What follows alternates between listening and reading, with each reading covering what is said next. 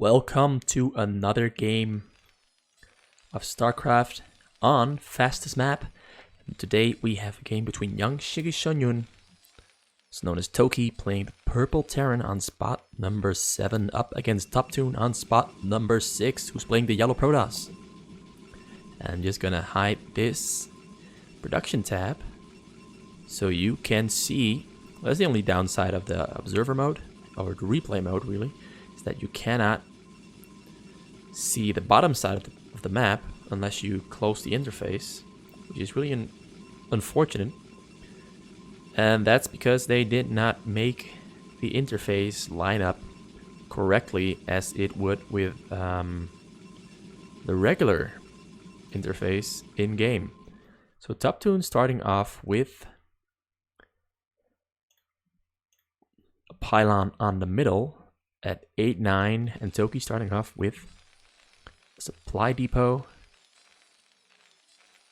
and a barracks. So we will be seeing a mid build from TOpToon, which is always very exciting to behold. And there's a second gateway, 2 gateways out, and he's making a third gateway before his second pylon. Now scouting the right middle spot, spot number 3, and Toki starting his third barracks. So both players doing very conventional builds. The mid build is proven to work very well. Basically, you proxy your entire production, your gateways, to the middle. And you mostly do it on a middle spot because the distance from your base to the middle is shorter from a middle spot to the middle than it would be from a corner spot to the middle. And that would mess up the timing of when you get your pylon down. You have to place your pylon closer to your own choke. And that might, for example, give away your position, or it might increase the time it takes for your zealots to walk to the base.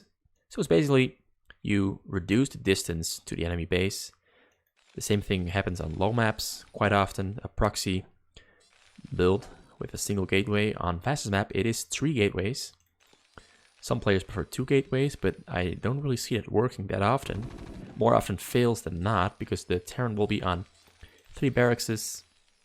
And Toki, in this case, choking up very early, making a bunker at his front and trying to construct a second bunker, but that bunker will not be cancelled by the Zealots. The Zealots instead are walking by and into Toki's base and forcing Toki to unload his Marines, but he's keeping a single Marine in there as a failsafe and forcing him to pull back his Marines to his base to chase the Zealots around. The Zealots get blocked by the depot that's being constructed by an SCV and have no access to the SCVs, and instead have to now focus down the Marines. But the Marines are walking away from the Zealots, and the Zealots now attacking.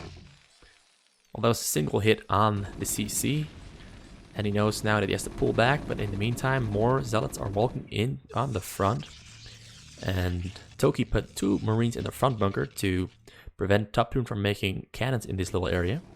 Now more fighting going on. Toki's Marines getting surrounded by the Zealots, and a lot of Marines are dying to the Zealots, and the Zealots are making very quick work. But this bunker is about to finish, and he toggles, he switches the SCV. So he takes the SCV but puts another SCV on it, making it harder for TOpToon to kill the SCVs to prevent the bunker from finishing, and more Marines dying. Toki now pulling his Marines away from the Zealots, and now he will have to repair this bunker very quick. He gets 2 Marines into the bunker, and TOpToon now killing Marines, pulls back and attacks the bunker again. The bunker is about to go down. Toki is no longer trying to repair it because he knows he will die most certainly, and is now saving the Marines and saving the SCV. But he has a really good surround on these Zealots, and at the front more Zealots keep walking in, and the cannons have been constructed at the front, but he has to make a cannon right here, right outside of the bunker range. So he lost a cannon to the bunker because he made it inside of the bunker range. It's very unfortunate, and now he is upgrading a stim upgrade, and we'll maybe see some medics in there too to help fight against these Zealots. But as of yet, Toki is doing a very good job at fighting off TOpToon's mid build, and TOpToon is they're now more or less at a stalemate. So let's see what TOpToon is going to do in response to that. He has started a cybernetics core and is mining gas from 2 simulators and is adding on a second simulator, and there is a second nexus to help boost his economy up. because he will need that boosted economy, because he has invested at least 2 probes into trying to push this down, and it's quite bad for your economy to mid build actually. Like, you have to do damage to the Terran, or otherwise the Terran is going to get an advantage over you. And now Toki is trying to take down the cannon, stop them from finishing to save his bunker, but he does not have marine range yet, so this cannon is taking down some marines, but he does manage to make TOpToon cancel both cannons. And now he's already making an engineering bay and a factory. And he's also constructing 2 extra CCs. And there is the marine range upgrade, mining from 2 gases. And he's planning on more or less securing his own base, blocking himself in, preventing TOpToon access, and he's most likely going for dropship tank action here on the hill, as he is right next to TOpToon. I'm not sure if he knows if he's right next to TOpToon. He probably knows that he's right next to TOpToon. I'm not sure, because he hasn't scouted the base, but he did probably see something coming from there, but we will just have to wait and see whether he does or does not know. There is the anti-DT turret being thrown down at the front. TOpToon making 2 robotic facilities and a robotic support bay. And there's a Citadel of a Dune, so he can make a Templar's Archive when he needs it. But instead, it looks like he will first go for what we usually see on this channel, minus the mid build. Oh, there's a couple of Dragoons out. And I don't know if he has Dragoon range or not, but he has those Dragoons out at his base as anti-drop and anti-fire bats. So he's going for the double Reaver shuttle play, and we will maybe be seeing Zealot lag, so he's most likely going for a frontal attack. Like, he will push down the bunker with his Reavers and then run his Zealots into Toki's base and try to get a surround, or a good surround on these bunkers, and take them down with the help and assistance of the Zealots and the Reavers. And Firebats coming out. There is siege mode being researched. Starport has been thrown down. It's now being a control tower. It's being added onto it. TOpToon has added a couple more gateways in the middle. And is starting a skeleton of pylons inside his base. He's loaded up both Reavers. And he's sending it down to the bottom corner of the base. But little does he know that Toki has already constructed and also just scanned TOpToon's base.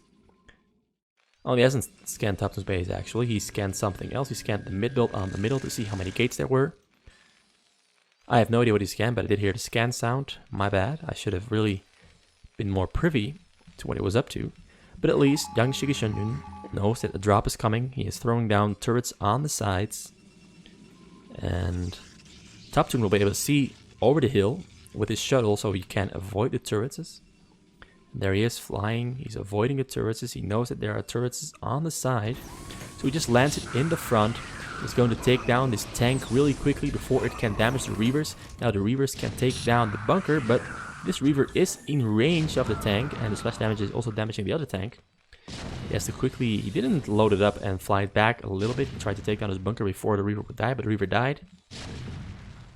And that is more or less an equal trade-off. Siege tank for a Reaver.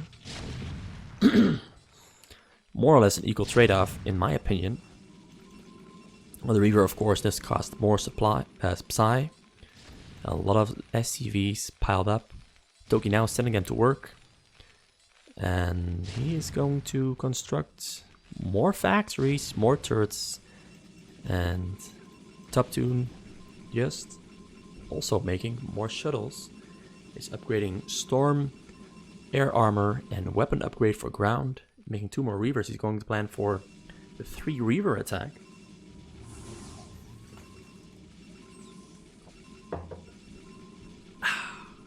Just had to go for a drink real quick.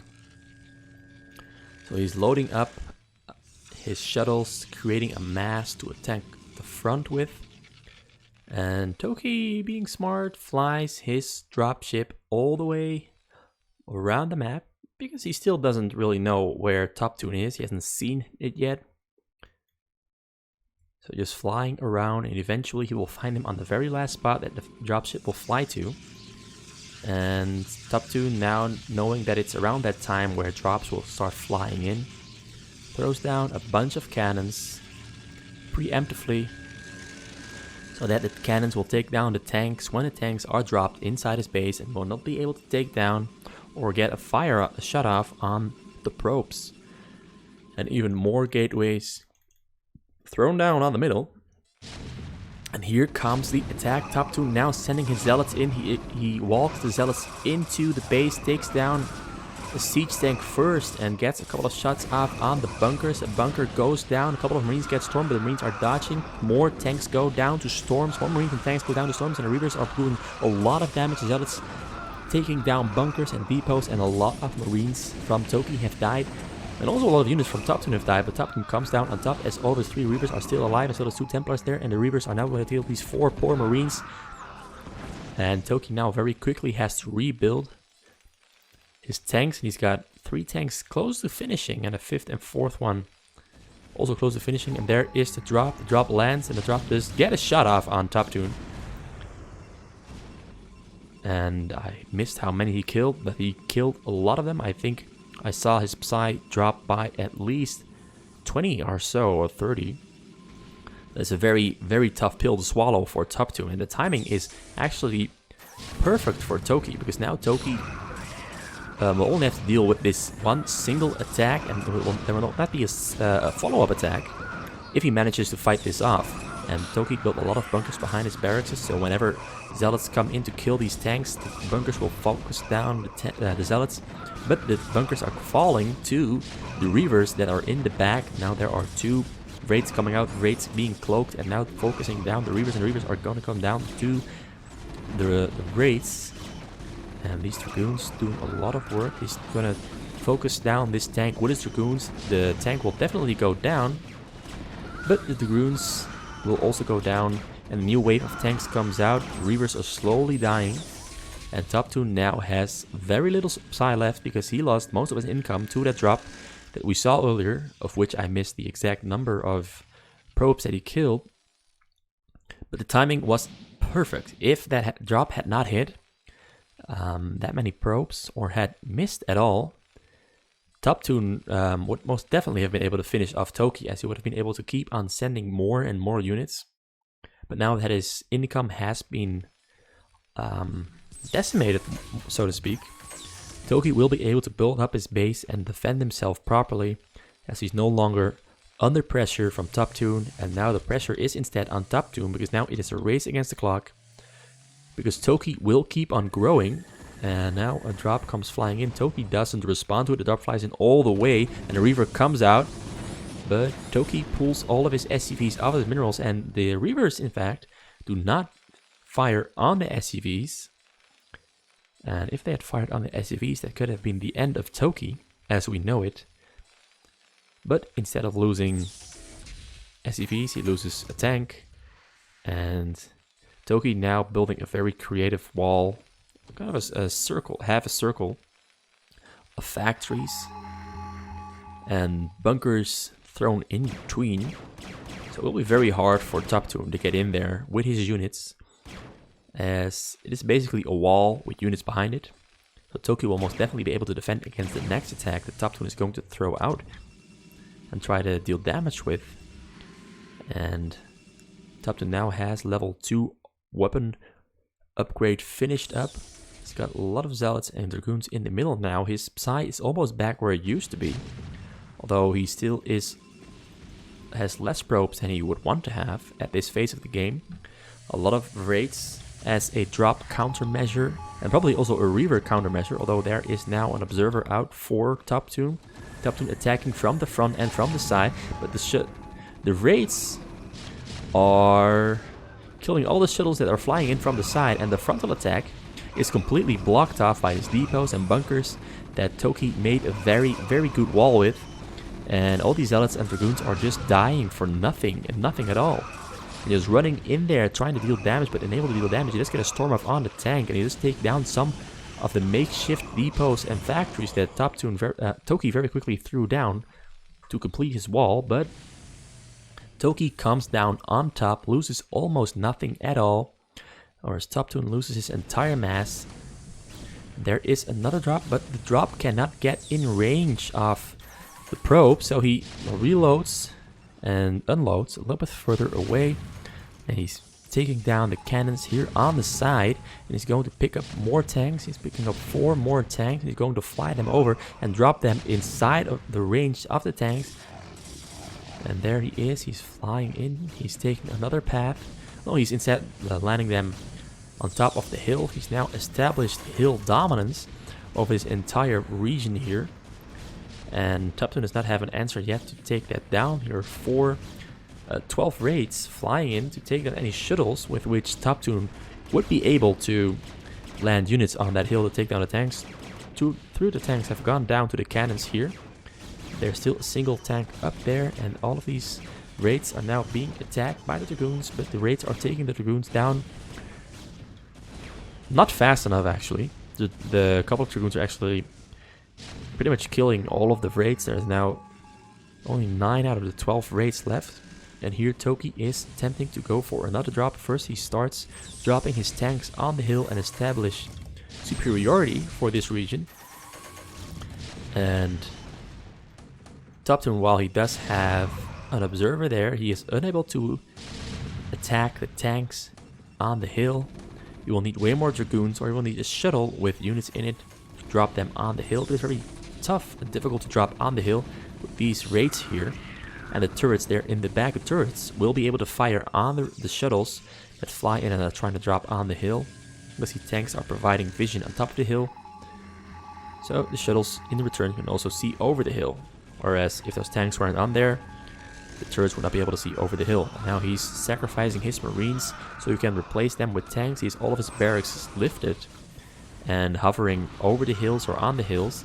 And he's dropping more units on the hill. But TOpToon is going to take them down with his Dragoons as he has vision on top of the hill with his observer. And TOpToon, I assume TOpToon is just going to stick to dropping units on the hill, and will also start dropping them inside of TOpToon's base right next to the hill. And basically just clutter up the entire hill and make it impossible for TOpToon to fight back against it.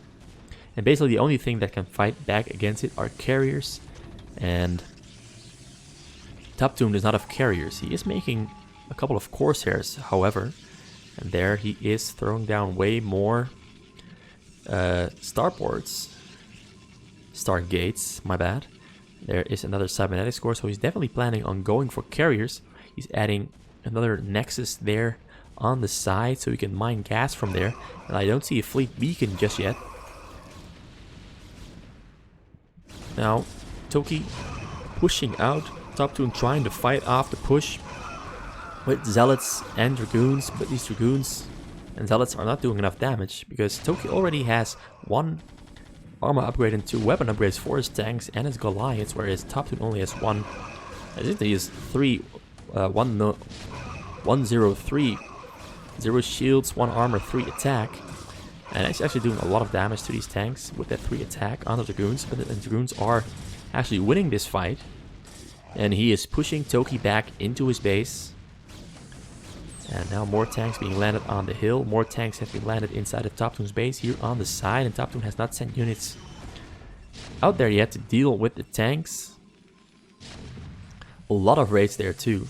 At least 12 raids. So Toki is already prepared to fight off the carriers. And there is the fleet beacons. So there are no carriers out at all just yet. He's got to wait for the fleet beacon. Now he's sending in his raids. He takes down the observer. He's taking down the cannons. He's dropping tanks right next to it. And he takes down all of the probes. I think it had like 60 kills on that siege tank. Or maybe 40. I wasn't quite sure. But he took down almost all of his probes. And TOpToon, knowing that the game is lost at this stage, immediately calls the GG. Leaves the game. And that was actually a really nice game from Toki. He made really smart moves all around. He did make some micro mistakes, but TOpToon did some really good micro inside of Toki's base in the early game, changing the Marines route, catching the Marines. But Toki played it really well with those 2 bunkers there in the front with 3 Marines in them, that did a little bit of damage on each of the zealots that TOpToon walked into Toki's base. So the zealots were already lowered down a little bit, making it easier for Toki to micro against the zealots inside of his base. And then it was just the procedure of hitting a tank drop at the exact right timing, preventing TOpToon from finishing Toki off, giving Toki enough time to rebuild and build up his base and be big and wall off the front. And it's basically the same thing that Flash did against, what was his name again? Against Snow. I think it was Flash against Snow, or was it Rain? What Flash did against Snow in the ASL finals is basically camp it out, be big, and then you push out with an army that's way too big for the pros to deal with. Pretty nice game, and I'll admit not one of my best casts, but I hope you enjoyed it nonetheless. Goodbye.